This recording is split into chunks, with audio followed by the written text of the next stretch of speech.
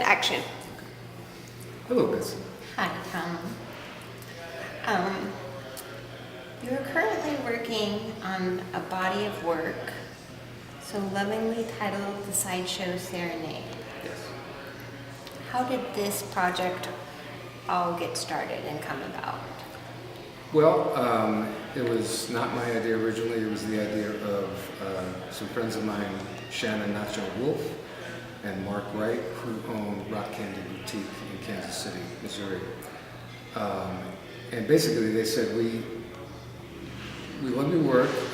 Can you paint some furniture for us? But can you paint some sideshow circus imagery on the furniture? And I said, sure. We did that, and the furniture pieces flew out of the shop. And so I then had accumulated all of this reference and all of these drawings, so I just saw the potential, and I continued to make more and more work. Two-dimensional work in boxes, some little jewelry pieces. But it was kind of my idea to continue based on a positive response from customers. So it was not my idea.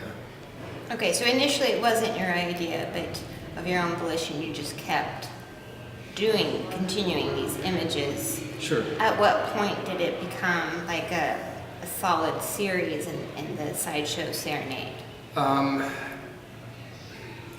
Not maybe a couple of weeks into it, because the subject opened up interests in me that I never got to deal with as an editorial illustrator or a scenic designer or painter. So in other words, I started to see this early on as an opportunity to create imagery that I've never been asked to create professionally, but have always been in love with. So it sort of opened up this little box that I didn't even realize how full it was. Stuff that I was looking at since I was a kid, that it's like, I've always wanted to do this. Now I can do this with this series. So, but to answer your question, I would say maybe 2 or 3 weeks into working on this stuff, I was like, oh God, I just want to do more and more and more of it, because I didn't realize that I've always wanted to. Sure. Now, are these characters historically referenced? Are these real people that you have illustrated, or are they fictitious? It started with old-time performers from, I would say, the early 1900s up until the 50s or 60s. Where it's at now is that real performers are seeing this work in social media and have approached me and said, hi, I'm a sword swallower, or I'm a real bearded lady. Can you depict me for a poster? But it originally started off with me in a couple of circus sideshow history books. So there's a few things that I've invented, like, I might come up with a graphic for snow cones, or some amusement park attraction where, I'm kind of inventing it, but for the most part, it's based on real old school performers and more real working performers right now.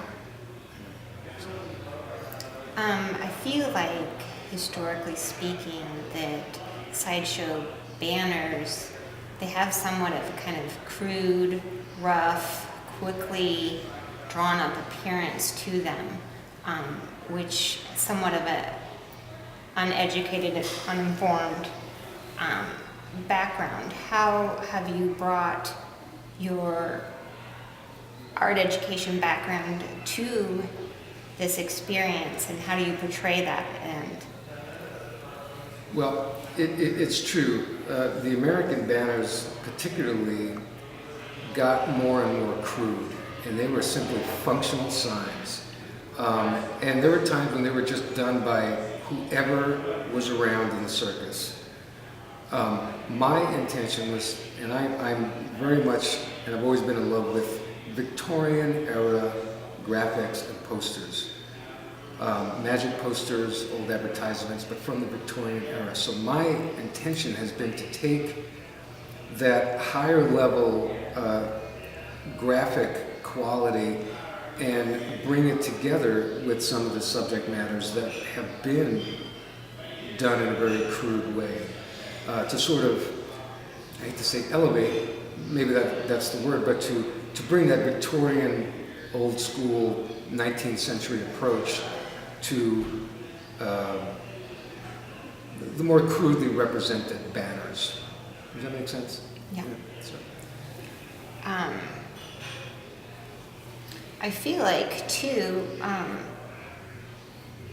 that in bringing your educational background to this and elevating the sideshow art to something more of an art piece as opposed to just some quick propaganda, you have attracted more of these sideshow performers that are currently performing today. Mm-hmm. And that's part of the desire of your work and them soliciting these images from you. Mm-hmm. And part of the attraction being too that it's not something that is easy to find, a traditional illustrator. I don't know how many illustrators are out there doing this, but sure, I've got a couple of decades of experience doing newspaper, magazine, book jacket illustration. So, I mean, that was established when I was about 20 years old. So I'm taking all of that experience and all that I know about color and design and rendering and studying art for years and making it.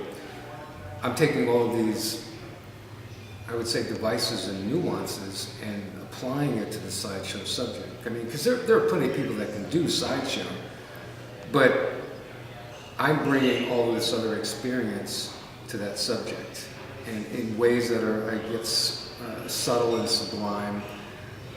But it's not just the subject; it's all these other things that I'm bringing to the subject that I know is going to make it more appealing and more engaging. So I think it is my experience long term as an illustrator that makes this appealing subject matter even more appealing. For sure. So this project initially started out just illustrating historical sideshow performers. Currently, it's soliciting a response from current day performers and has really taken off with that. What do you see as the future of this project? Probably what I'm thinking more and more about is a book and an exhibition.